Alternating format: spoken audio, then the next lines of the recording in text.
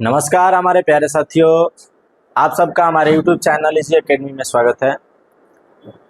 आप सभी लोग कैसे हैं? उम्मीद करता हूं कि आप सब लोग बहुत अच्छे होंगे और आप लोगों की पढ़ाई भी बहुत अच्छी चल रही होगी। तो साथियों, हम लोग फिजिक्स पढ़ रहे हैं और हम लोग फिजिक्स के जो कक्षा 12वीं का फिजिक्स है उसके 2 पार्ट हैं और उसमें से जो पहला पार्ट है उसका हम लोग पहला चैप्टर वैद्युत क्षेत्र तथा वैद्युत आवेश पढ़ रहे हैं। और इस चैप्टर में हम लोग पीछे क्लास किए हैं और हम लोगों का लास्ट क्लास जो था उसमें हम लोग वैद्युत द्विध्रुव के कारण निरक्षीय स्थिति में वैद्युत क्षेत्र की तीव्रता का व्यंजक निकाले। और आज हम लोग किसी भी स्थिति में ज्ञात करने वाले हैं वैद्युत द्विध्रुव के कारण किसी भी स्थिति में वैद्युत क्षेत्र की तीव्रता ज्ञात करने वाले हैं। तो चलिए साथियों, हम लोग चलते हैं अपने आज की क्लास की ओर और आप सभी लोग अधिक से अधिक संख्या में हमारे चैनल पे आ करके अपने कोर्स को कंप्लीट करने का काम करिए और अपने दोस्तों को भी शेयर करिए ताकि उनकी भी पढ़ाई बहुत अच्छी चल सके। तो आइए आज के हम लोग अपने टॉपिक की ओर चलते हैं। तो साथियों, जैसा कि हमने बताया कि हम लोग वैद्युत द्विध्रुव के कारण वैद्युत क्षेत्र की तीव्रता के लिए व्यंजक सिद्ध कर रहे हैं। देखिए, जैसा कि हम लोग पहले वैद्युत द्विध्रुव के अक्षीय स्थिति में वैद्युत क्षेत्र की तीव्रता ज्ञात किए हैं, उसके बाद हम लोग का वैद्युत क्षेत्र यानी वैद्युत द्विध्रुव के निरक्षीय स्थिति में वैद्युत क्षेत्र की तीव्रता ज्ञात किए हैं। निरक्षीय स्थिति में भी वैद्युत क्षेत्र की तीव्रता हम लोगों ने अपने पिछले क्लास में ज्ञात कर लिया है। अब हम लोगों को आज इसके आगे वैद्युत द्विध्रुव के कारण किसी भी स्थिति में वैद्युत क्षेत्र की तीव्रता ज्ञात करना है। तो वैद्युत द्विध्रुव के कारण किसी भी स्थिति में वैद्युत क्षेत्र की तीव्रता ज्ञात करने से पहले साथियों हम लोग कुछ महत्वपूर्ण तथ्यों के बारे में जानेंगे जो वैद्युत द्विध्रुव और वैद्युत द्विध्रुव के आघूर्ण तथा उसके वैद्युत क्षेत्र की तीव्रता से रिलेटेड है। तो उन तथ्यों के बारे में हम लोग पहले हल्का से समझेंगे, उसके बाद हम लोग किसी भी स्थिति में वैद्युत क्षेत्र की तीव्रता को ज्ञात करेंगे। कैसे ज्ञात करेंगे? तो आइए साथियों, हम लोग देखते हैं कि वैद्युत द्विध्रुव के संबंधित कुछ महत्वपूर्ण तथ्य क्या है। जैसा कि साथियों हम लोग देखे हैं कि हम लोग का पहला स्थिति है ये है, महत्वपूर्ण तथ्य ये है कि मान लीजिए कि अगर कोई ये वैद्युत द्विध्रुव है, सबसे पहले वैद्युत द्विध्रुव में क्या होता है कि वैद्युत द्विध्रुव का केंद्र O होता है, मध्य बिंदु होता है, ये O होता है और यहाँ से एक बिंदु यहाँ पे है और एक बिंदु ये हो गया। इस दोनों बिंदुओं पर क्या होता है, जो आवेश होता है वो समान परिमाण के होते हैं और विपरीत प्रकृति के होते हैं। यानी कि बिंदु A पर -Q आवेश होता है और बिंदु B पर +Q आवेश होता है। ये वैद्युत द्विध्रुव है। तो क्या होता है, ये बिंदु B हो गया और ये बिंदु A हो गया, ये वैद्युत द्विध्रुव हो गया। साथियों हम लोगों ने पढ़ा है कि वैद्युत द्विध्रुव का आघूर्ण क्या होता है, P होता है। तो वैद्युत द्विध्रुव के आघूर्ण की दिशा P की दिशा जो होती है वो वैद्युत द्विध्रुव के ऋण आवेश से धन आवेश की ओर होता है। आघूर्ण की दिशा जो होती है P की दिशा वो किधर से किधर होती है, तो वैद्युत द्विध्रुव आघूर्ण P की जो दिशा होती है साथियों वो द्विध्रुव के ऋण आवेश से धन आवेश की ओर होता है। अक्षय स्थिति में भी यही होता है। बात समझ में आ रहा है? तो आइए हम लोग इससे संबंधित कुछ इंपॉर्टेंट तथ्य हैं जिनको हम समझना चाहते हैं, पहले समझ लेते हैं। देखिए, नंबर 1 में क्या है इंपॉर्टेंट तथ्य। मान लीजिए कि हम लोग वैद्युत द्विध्रुव आघूर्ण जो लिखे हैं, ये वैद्युत द्विध्रुव आघूर्ण, वैद्युत द्विध्रुव आघूर्ण, तो वैद्युत द्विध्रुव आघूर्ण जो होता है वो P होता है। तो वैद्युत द्विध्रुव जो आघूर्ण है उसकी दिशा वैद्युत द्विध्रुव में किधर से किधर की ओर होगी, हम उस पर चर्चा कर रहे हैं। तो वैद्युत द्विध्रुव का जो आघूर्ण का दिशा होता है तो वो क्या होता है, अक्षीय स्थिति में वैद्युत द्विध्रुव आघूर्ण की दिशा माइनस आवेश से प्लस आवेश की ओर हो जाता है। क्या हो जाता है साथियों, माइनस आवेश से यानी कि ऋण आवेश से धन आवेश की ओर हो जाता है। यानी कि P की जो दिशा होगी वो AB हो जाएगी, A से B की ओर हो जाएगी, A से B की ओर दिशा होगी वैद्युत द्विध्रुव आघूर्ण का। बात समझ में रहा? अब देखिए, अगर वैद्युत द्विध्रुव है, वैद्युत द्विध्रुव अगर ये ऊर्ध्वाधर और क्षैतिज तल में है और क्षैतिज तल से ये थीटा कोण पर है। मान लीजिए कि जो द्विध्रुव है वो 2 तल ऊर्ध्वाधर और क्षैतिज है। एक तल आपका ऊर्ध्वाधर तल हो गया और दूसरा तल आपका क्षैतिज तल हो गया। और जो आघूर्ण है इस तल से क्या कर रहा है, थीटा कोण पर है। क्षैतिज तल से जो P की दिशा है आघूर्ण की, वो थीटा कोण बनाते हुए है, ऐसे थीटा कोण पे है। तो आघूर्ण का जो क्या हो जाएगा, क्षैतिज तल से जिस तल से थीटा कोण बनता है, यहाँ आघूर्ण जो है इसको दो हम घटकों में, वैद्युत आघूर्ण जो होता है एक सदिश राशि है, सदिश राशियों को हम उसके घटकों में वियोजित कर सकते हैं। तो ये वैद्युत द्विध्रुव का जो आघूर्ण है वो क्षैतिज तल से थीटा कोण बना रहा है, तो यहाँ पे इसका क्या हो जाएगा, P cos थीटा हो जाएगा। आघूर्ण क्या हो जाएगा, P cos थीटा। और इसके लंबवत घटक में अगर इसको वियोजित करें तो ये वाला हो जाएगा हमारा P sin थीटा। यानी कि वैद्युत द्विध्रुव का जो आघूर्ण है इसके दो घटक हैं, इन्हें हम सदिश घटकों में वियोजित किए तो एक हो गया जिस तल से थीटा कोण बनाता है वो हो जाता है P cos थीटा, आघूर्ण का ये हो जाएगा मान P cos थीटा, और इसके लंबवत एक घटक हो जाता है P sin थीटा, यानी कि ये दो घटकों में वियोजित हो जाता है। तो इस तरीके से हम लोग इसकी परिणामी आघूर्ण देख रहे हैं कि दो सतह है, दोनों क्षैतिज तल है, दोनों तलों से अगर थीटा कोण क्षैतिज तल से बना रहा है आघूर्ण, तो इसके दोनों सदिश घटक कैसे वियोजित होते हैं हमने देखा।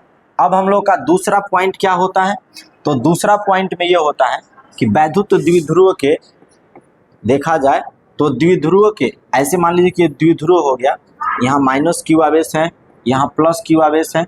इसकी अक्षीय स्थिति में, वैद्युत द्विध्रुव के अक्षीय स्थिति में वैद्युत आघूर्ण की जो दिशा होती है वो किधर होती है, तो वैद्युत द्विध्रुव का ये अक्षीय स्थिति में मान लीजिए यहाँ पे कोई बिंदु हो गया P, अब यह C ले लो, इस C पर वैद्युत क्षेत्र की जो दिशा होगी वो किधर होगी, वैद्युत क्षेत्र की तीव्रता, वैद्युत क्षेत्र की जो तीव्रता की दिशा है, वैद्युत क्षेत्र की जो तीव्रता है वो इधर की तरफ हो जाएगा, और जो आघूर्ण की दिशा है P की दिशा भी यही होगी, सेम होगा। यानी कि इस बिंदु पर वैद्युत द्विध्रुव आघूर्ण की दिशा और वैद्युत क्षेत्र की तीव्रता की दिशा, दोनों की दिशा सेम होती है। कब, अक्षीय स्थिति में। वैद्युत द्विध्रुव के अक्षीय स्थिति में क्या हो जाता है, वैद्युत द्विध्रुव आघूर्ण तथा वैद्युत क्षेत्र की तीव्रता दोनों की दिशा सेम हो जाती है। अब क्या होता है नंबर 3 में क्या होता है साथियों, तो आइए हम लोग समझ रहे हैं कि नंबर 3 में होता क्या है। तो हमने अभी देखा कि वैद्युत द्विध्रुव से संबंधित क्या क्या समस्याएं आ रही है और हम लोग इसका क्या समाधान दे रहे हैं। तो हम लोगों ने अभी देखा 2 नंबर स्थिति कि क्या हो रहा है, अगर वैद्युत द्विध्रुव के अक्षीय स्थिति में देखा जाए तो वैद्युत क्षेत्र की दिशा और क्या होता है, तीव्रता, वैद्युत क्षेत्र की तीव्रता की दिशा और आघूर्ण की दिशा क्या हो जाता है, सेम हो जाता है। अब क्या होता है,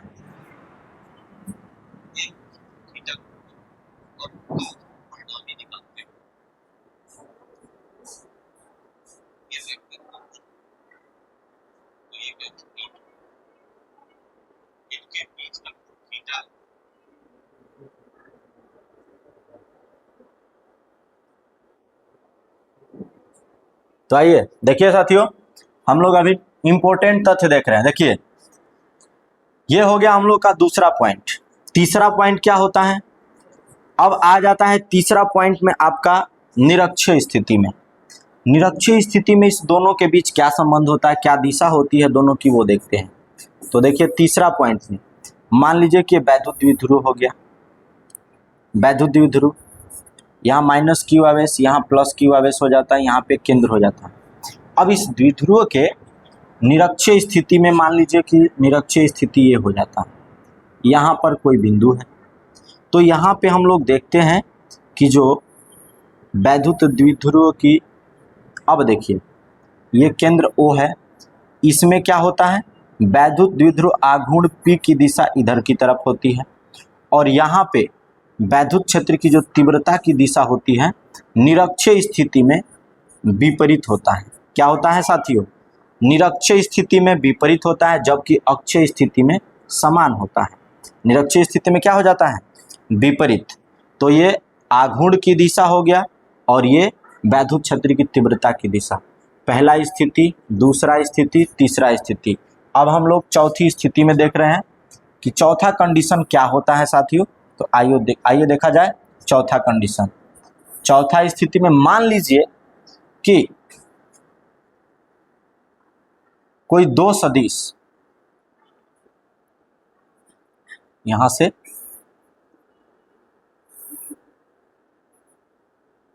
वैद्युत क्षेत्र की मान लीजिए कि दो तीव्रताएं हैं, ये E1 मान लीजिए और ये E2 मान लीजिए, एक दूसरे से थीटा कोण पर हो, तो इसकी परिणामी तीव्रता आपसे पूछा जाए तो परिणामी तीव्रता मान लीजिए कि E हो, तब क्या होगा।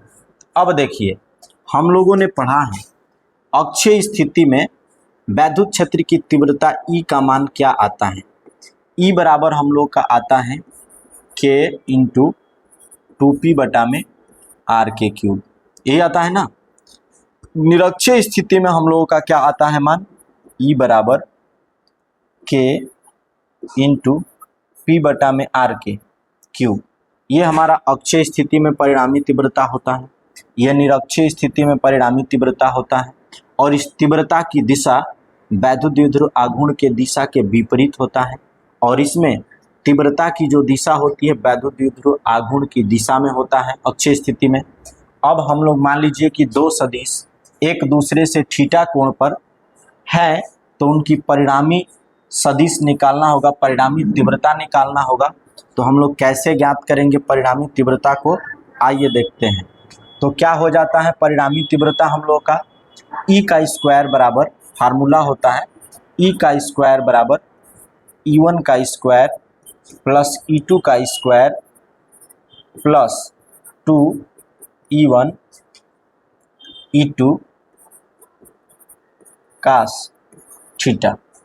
इस माध्यम से हम क्या करेंगे, इस फार्मूले से हम लोग ऐसे दो सदिशों के परिणामी सदिश ज्ञात करते हैं, परिणामी सदिश E का मान ज्ञात करते हैं। तो E का स्क्वायर बराबर क्या हो जाएगा, मान लीजिए कि ये दो तीव्रताएं हैं E1 और E2, एक दूसरे पर थीटा कोण पे है, तो इनकी परिणामी तीव्रता पूछा जाए E, तो E बराबर हो जाएगा E का स्क्वायर बराबर E1 के स्क्वायर प्लस E2 का स्क्वायर प्लस 2E1 E2 का थीटा। यहाँ से हमको E ज्ञात करना होता है, तो हम इधर आएगा स्क्वायर तो अंडर रूट में हो जाएगा E1 का स्क्वायर प्लस E2 का square plus 2E1 E2 cos theta. तो साथियों ये हमारा फार्मूला होता है जिससे हम परिणामी तीव्रता ज्ञात कर सकते हैं जब दो सदिशों को एक दूसरे से थीटा कोण पे रखा गया हो या झुका हो, तब परिणामी सदिश। तो इस तरीके से हम लोग परिणामी उसका ज्ञात करते हैं। तो आइए हम लोग अपना अगला पॉइंट पे चलते हैं। अब इसी प्रकार से मान लीजिए कि कोई दो सदिश एक दूसरे के लंबवत रखे गए हैं, ऐसे एक दूसरे से लंबवत, यानी कि थीटा बराबर यहाँ पे 90 डिग्री हो जाता है। एक दूसरे से जब ये लंबवत होते हैं तो इनकी परिणामी निकालना होता है। तो परिणामी कैसे निकलेगा, मान लीजिए कि E1 हो गया और ये E2 हो गया, E2 E1 E2, परिणामी को E से दर्शा दीजिए। अब कैसे निकालेंगे हम परिणामी, ये 5 नंबर है। अब इसमें हमको परिणामी ज्ञात करना होगा जब दो सदिश एक दूसरे के लंबवत हो जाए तब। ये थीटा पे थे तब निकाले, अब लंबवत हो जाएंगे तो क्या हो जाएगा, फार्मूला यही होगा। अब देखिए यहाँ पे दोनों सदिशों के बीच का थीटा कितना है, दोनों सदिशों के बीच का थीटा है आपका 90 डिग्री। तो कास 90 का मान क्या हो जाता है, कास 90 का मान हम लोगों का 0 हो जाता है। तो यहाँ पे अगर हम कास 90 रखेंगे थीटा के जगह पे तो इतना क्या हो जाएगा, 0 हो जाएगा साथियों। तो क्या हो जाता है हम लोगों का, ये सब मान 0 हो जाता है। जैसे कि यहाँ पे हमने E का स्क्वायर बराबर फार्मूला अभी लिखे थे कि E1 का स्क्वायर प्लस E2 का स्क्वायर, और इधर अगर काश ये दोनों सदिश 90 डिग्री पे हैं तो काश 90 का मान देखा जाए तो क्या हो जाएगा, काश 90 का मान 0 हो जाएगा। तो देखते हैं कि यही केवल बचता है E1 के स्क्वायर प्लस E2 का स्क्वायर। तो यहाँ से परिणामी तीव्रता अगर निकालना हो तो हम लोग ऐसे निकालते हैं, ये केवल E1 के स्क्वायर प्लस E2 का स्क्वायर हो जाएगा। तो इस तरीके से हम दो समकोण पर स्थित सदिशों का परिणामी निकालते हैं। तो साथियों ये सभी जो इम्पोर्टेंट तथ्य हम लोग निकाल रहे हैं, ये हम लोगों का किसी भी स्थिति में वैद्युत द्विध्रुव के कारण वैद्युत क्षेत्र की तीव्रता ज्ञात करने में मदद करेगा। हम उसमें इसका प्रयोग करेंगे। तो आइए हम लोग चलते हैं किसी भी स्थिति में वैद्युत द्विध्रुव के किसी भी स्थिति में वैद्युत क्षेत्र की तीव्रता ज्ञात करने चलते हैं। तो चलते हैं हम लोग अपने अगले पृष्ठ पर। क्या है हम लोग का अगला पृष्ठ? देखिए, किसी भी स्थिति में कहा जा रहा है। तो पहले सबसे पहले हम एक द्विध्रुव बना लेते हैं। मान लीजिए कि ये कोई द्विध्रुव हो गया। क्या हो गया? द्विध्रुव। यहाँ पे -q आवेश हो जाएगा और यहाँ पे आपका +q आवेश हो जाएगा। इस द्विध्रुव का नाम रख लीजिए आप, द्विध्रुव का नाम रख लीजिए, यहाँ पे A हो गया और ये आपका बिंदु B हो गया। इस तरीके से अब यहाँ पे द्विध्रुव का केंद्र हो गया। मान लीजिए केंद्र से किसी भी स्थिति में हमको बताना है, किसी भी स्थिति में मान लीजिए कि यहाँ पे कोई बिंदु हो गया, किसी भी स्थिति में यहाँ एक बिंदु C ले लीजिए, इस पे हमको तीव्रता ज्ञात करना है। तो हम लोग अभी पीछे पहला नोट पढ़ के आए कि जो वैद्युत आघूर्ण होता है, वैद्युत आघूर्ण की जो दिशा होती है साथियों, तो वो दिशा वैद्युत आघूर्ण का माइनस आवेश से द्विध्रुव के प्लस आवेश की ओर होती है, प्लस आवेश की ओर होती है। अब देख रहे हैं कि यहाँ पे थीटा कोण बना रहा है, क्षैतिज तल से थीटा कोण पे हमको ये दिया जा रहा है। तो अब हम इसको दो सदिश घटकों में वियोजित करेंगे इस आघूर्ण को।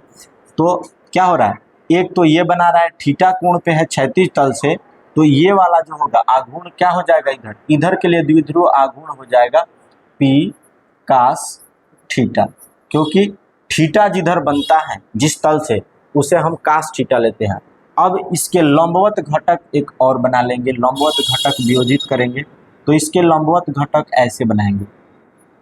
तो मान लीजिए कि ये इसके लंबवत घटक हो गया। तो ये लंबवत घटक जब ऐसे बन जाएगा तो क्या होगा, तो हम लोग इसको थोड़ा खींच लेते हैं अपना लंबवत घटक को अच्छा से। आइए हम लोग लंबवत घटकों को अच्छा से खींच लेते हैं।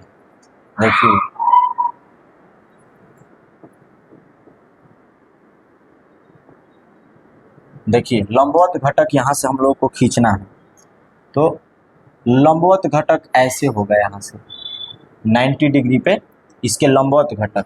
तो इधर आघूर्ण की दिशा इसमें लंबवत में क्या हो जाएगा, ये हो जाएगा आपका P sin थीटा। ये क्या हो जाएगा, P sin थीटा हो जाएगा। अभी हम लोगों ने देखा लंबवत घटक एक, तो P cos थीटा था, अब ये हमारा हो जाएगा P sin theta, P sin theta हो गया।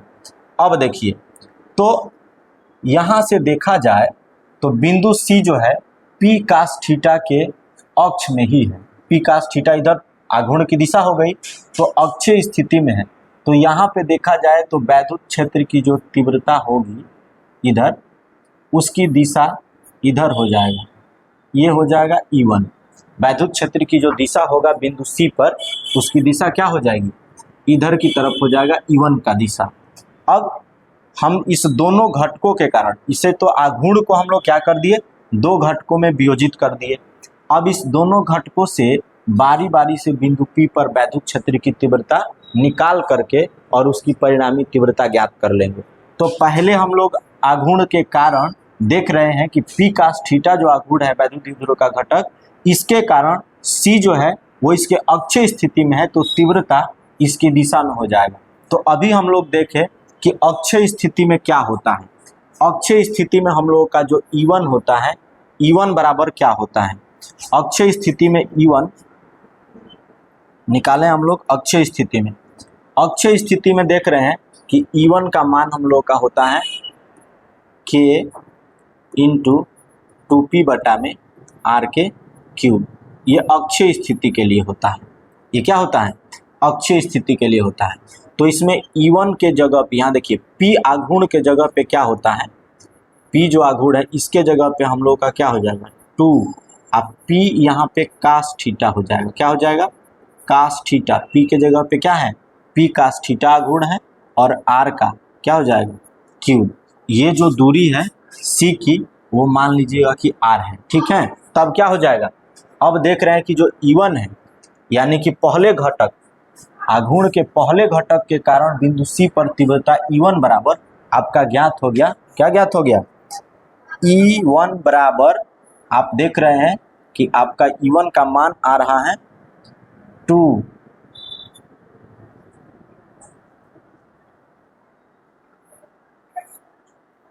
देखिए ये क्यूब है।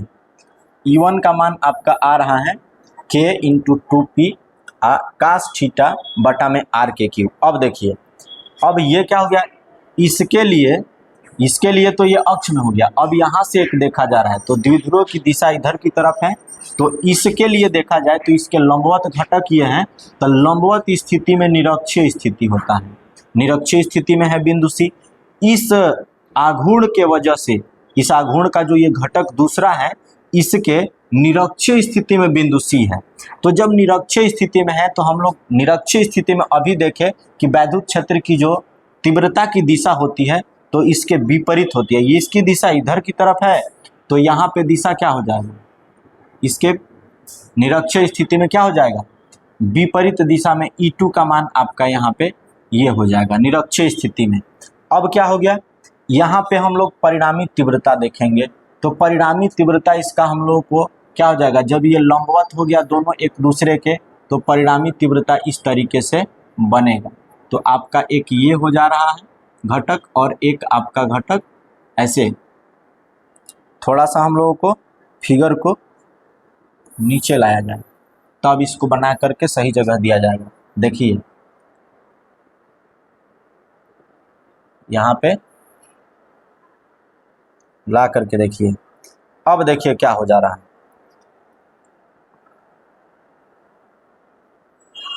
देखिए यहाँ जो हो रहा है ये कंडीशन समझेंगे हम पहले। देखिए ये तो अक्षीय स्थिति में हो गया E1।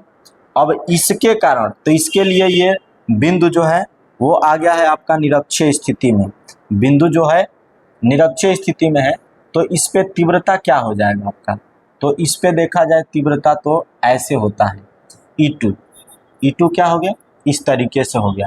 अब इसकी परिणामी तीव्रता हम लोग को निकालना होगा, तो परिणामी तीव्रता दोनों के लिए क्या हो जाएगा, तो परिणामी तीव्रता देखा जाएगा तो इस तरीके से परिणामी तीव्रता ये हो जाएगा, परिणामी तीव्रता ये हो जाएगा। तो ये E1 हो गया, E2 हो गया, परिणामी तीव्रता ये E हो जाएगा।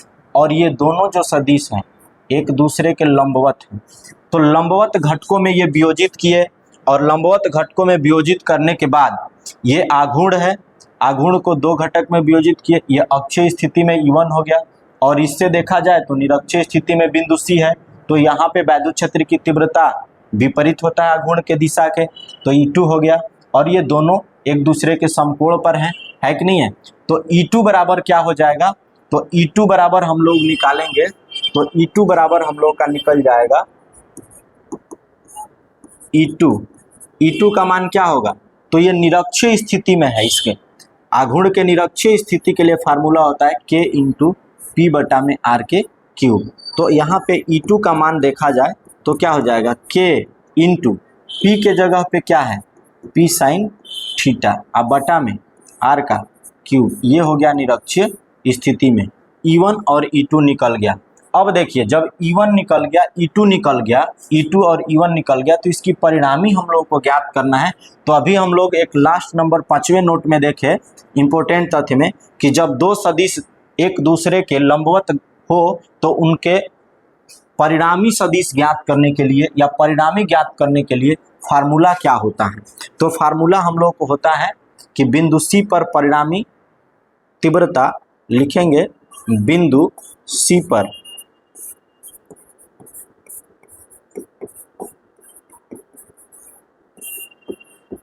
परिणामी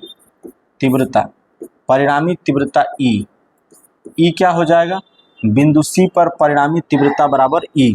तो हम लोग अभी देखें कि उस पे जो भी घटक हैं वो एक दूसरे के, जो भी सदिश है वो एक दूसरे के लंबवत हैं।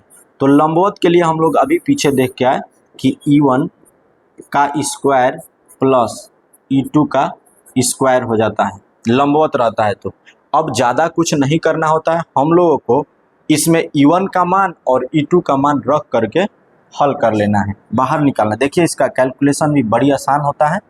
देखिए पहले इसको थोड़ा सा हम लोग साइड कर लेते हैं। देखिए अब क्या हो जाएगा हम लोग का, ये हम लोग का जो इक्वेशन आ रहा है, इक्वेशन को हम लोग हल करते हैं। इक्वेशन में क्या आ रहा है हम लोग का, तो दिया जा रहा है आपको ई बराबर अंडर रूट में आया है E1 का स्क्वायर। E1 का मान रखिए, E1 का मान क्या है 2kp cos थीटा अब बटा में r के क्यूब है, यही ना है। और इसका हम लोगों को करना है स्क्वायर, E1 का स्क्वायर।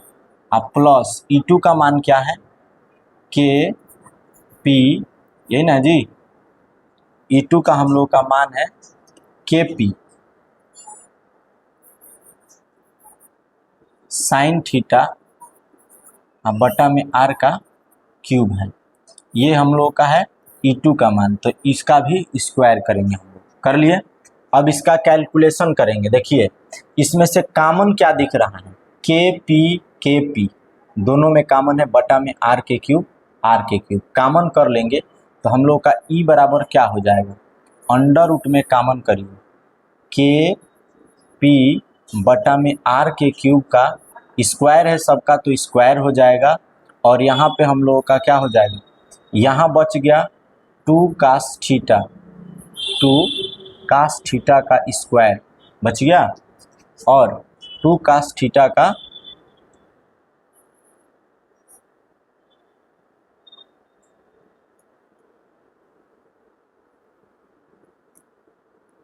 देखिए यहाँ पे बच गया है हम लोग का 2 cos थीटा का स्क्वायर प्लस यहाँ पे बच गया है साइन थीटा का स्क्वायर, यही ना है। 2 cos थीटा का स्क्वायर बटा में प्लस में साइन थीटा का स्क्वायर है। अब देखिए जब ये स्क्वायर है तो इसमें से निकलेगा तो ये स्क्वायर हट जाएगा, एक तो निकल जाएगा मूल। तो E बराबर आपका क्या हो जाएगा, बाहर kp बटा में r का क्यूब हो जाएगा, इनटू अंडर रूट में आपका जो मान है वो क्या हो जाएगा, यहाँ 2 का वर्ग करेंगे तो 4, और ये हो जाएगा cos के स्क्वायर थीटा, और यहाँ प्लस साइन स्क्वायर थीटा। अब देखिए साइन स्क्वायर थीटा को हम लिख सकते हैं 1 माइनस cos स्क्वायर थीटा, लिख सकते हैं ना। तो यहाँ पे है kp बटा में r के क्यूब इंटू अंडर रूट में क्या है आपका 4 cos स्क्वायर थीटा, और इसको लिख सकते हैं हम, प्लस है ना, इसको लिख सकते हैं 1 minus cos square theta. Sine square theta को क्या लिख सकते हैं 1 माइनस cos स्क्वायर थीटा। तो अब हम लोग क्या लिख सकते हैं, 1 प्लस में है cos स्क्वायर थीटा, माइनस में है 4 cos स्क्वायर थीटा, प्लस में है तो एक कम हो जाएगा। तो E बराबर हम लोग का क्या हो जाएगा मान, यहाँ पे हो जाएगा आपका kp बटा में r का क्यूब इंटू अंडर रूट में से आप लिख सकते हैं 1 प्लस 3 cos स्क्वायर थीटा, क्या हो जाएगा 1 प्लस 3 cos स्क्वायर थीटा हो जाएगा।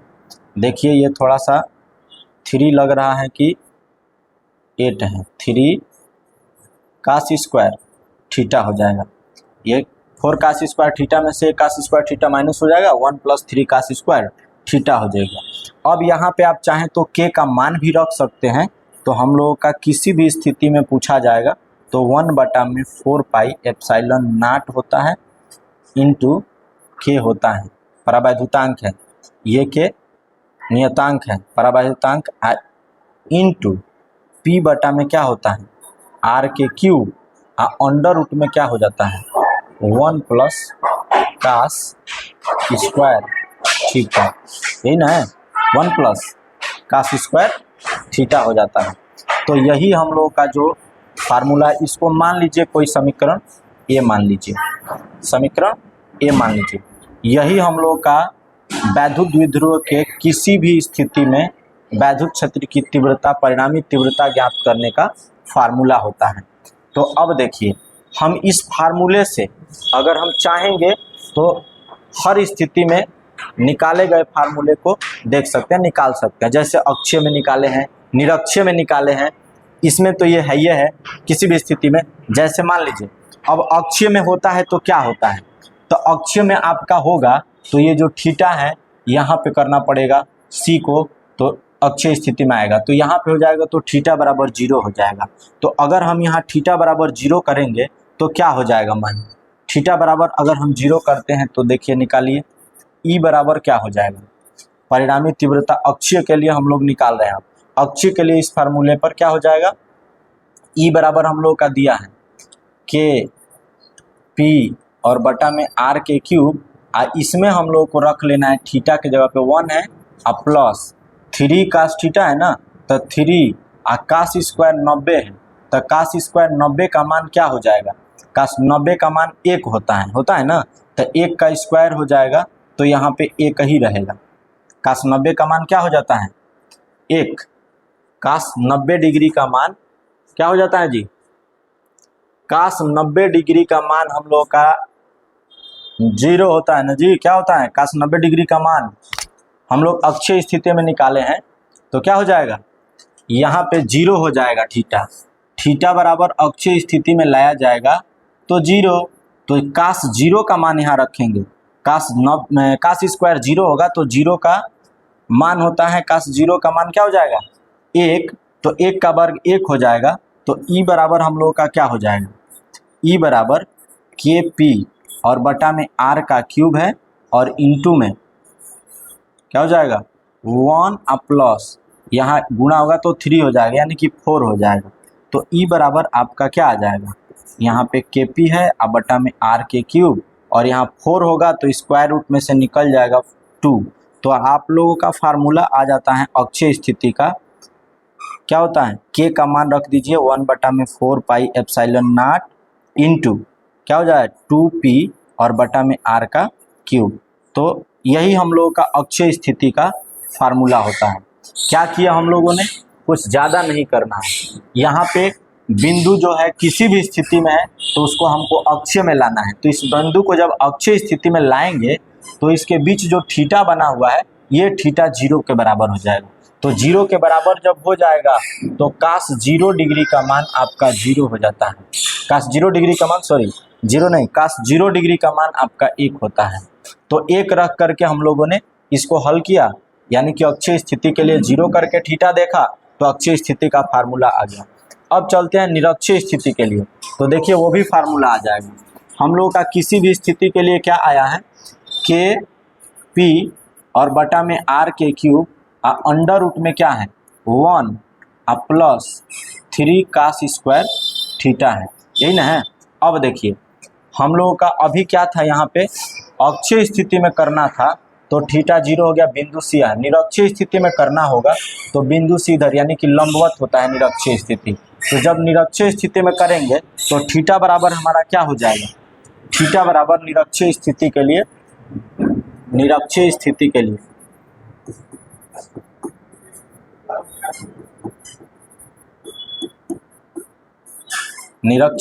के लिए थीटा बराबर हम लोगों का क्या हो जाएगा, निरक्षीय स्थिति के लिए थीटा बराबर हम लोग का होता है 90 डिग्री, उसमें हम लोग का 0 डिग्री हुआ था। तो निरक्षीय स्थिति में देखा जाए तो थीटा बराबर हो गया है 90 डिग्री। अब इसमें रख देंगे ई बराबर हम लोग का क्या है के पी बटा में आर के क्यूब और यहाँ पे क्या है अंडर रूट में 1 प्लस यहाँ पे 0 रखा जाएगा तो क्या हो जाएगा 3 इंटू 0, कास 90 का मान क्या हो जाएगा 0। तो जब कास 90 का मान 0 हो जाएगा, कास 0 का मान 1 होता है तो 0 होगा तो ये 0 हो जाएगा, तो यहाँ केवल 1 बचेगा। तो हम लोग का ई बराबर क्या आएगा के पी बटा में आर का क्यूब अंडर रूट में 1 होगा, तो 1 का वर्गमूल 1 ही होता है, बाहर से 1 निकल जाएगा तो गुणा करेंगे तो केवल के पी बटा में हम लोग का आर का क्यूब बचेगा। अब इसमें हम लोग क्या करेंगे, मान रख देते हैं के का, तो हम लोग का फार्मूला आता है 1 बटा में 4 pi epsilon not into P बटा में आर का क्यूब हो जाएगा, पी बटा में आर का क्यूब। तो देखिए साथियों, हम लोग किसी भी स्थिति के फार्मूले से अक्षीय स्थिति में भी और निरक्षीय स्थिति में भी वैद्युत क्षेत्र की जो तीव्रता का फार्मूला होता है उसको भी हम लोग ज्ञात कर लिए हैं। तो साथियों उम्मीद करते हैं कि आप लोगों को क्लास अच्छा से समझ में आया होगा। हम लोग इस क्लास में क्या किए हैं, वैद्युत द्विध्रुव के किसी भी स्थिति में वैद्युत क्षेत्र की तीव्रता को ज्ञात किया है। वैद्युत क्षेत्र की तीव्रता को ज्ञात किया है। तो सबसे पहले हम लोग कुछ इंपॉर्टेंट टॉपिक देखें, इंपॉर्टेंट तथ्य देखें। इसमें 5 इंपॉर्टेंट तथ्यों को हम लोगों ने पहले देखा। सबसे पहले द्विध्रुव, वैद्युत द्विध्रुव आघूर्ण जो P होता है उसकी दिशा होता है। क्या होता है? तो हम लोग वैद्युत द्विध्रुव में आघूर्ण की दिशा देखें कि ऋण आवेश से धन आवेश की ओर माना जाता है आघूर्ण की दिशा। उसके बाद अगर देखें कि जो आघूर्ण है वो क्या है, क्षैतिज तल से थीटा कोण बनाता है, तब 2 घटकों में विभाजित कर देते हैं। सदिश 2 घटक, सदिश के घटक होते हैं, इनको 2 घटकों में विभाजित किया जाता है।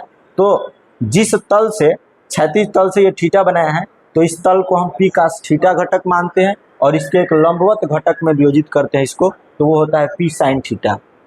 तो आघूर्ण 2 घटकों में विभाजित हो गया साथियों। अब यहाँ पे क्या हो गया, अब हम लोग अगला टॉपिक में ये देखें कि क्या होता है। अक्षीय स्थिति में कोई बिंदु लिया जाए तो यहाँ पे वैद्युत क्षेत्र की तीव्रता और निरक्षीय स्थिति में वैद्युत क्षेत्र की तीव्रता होता है। तो अक्षीय स्थिति में वैद्युत क्षेत्र की जो तीव्रता होता है और आघूर्ण की जो दिशा होता है, तीव्रता और आघूर्ण की दिशा सेम है।